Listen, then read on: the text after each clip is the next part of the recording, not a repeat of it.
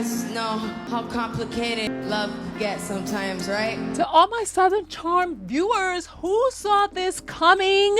Craig and Paige have called it quits on their relationship.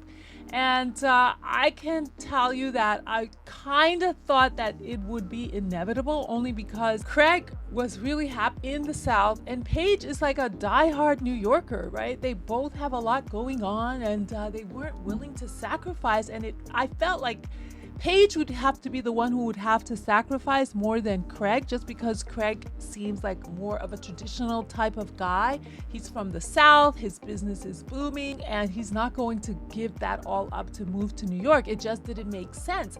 And Paige also, she's a New York fashionista and she has her big Italian family here. Moving to the South just didn't seem like something Paige was interested in doing at all. I mean, her fashion and the fashion of South Carolina, I think they just even clashed. Her whole vibe, her whole attitude about things and life just didn't align with Charleston. They would have had to climb some pretty big mountains to make this relationship work. And from what I saw, neither one of them were really interested in making any current changes.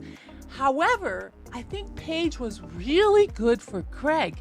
He had stopped drinking. He was more of a homebody. He had taken his business seriously. He wasn't hanging around with his buddies. And they made mention of that in the current season of Southern Charm, which is, of course, happening on Bravo. I watch it on Peacock, but it's a Bravo show.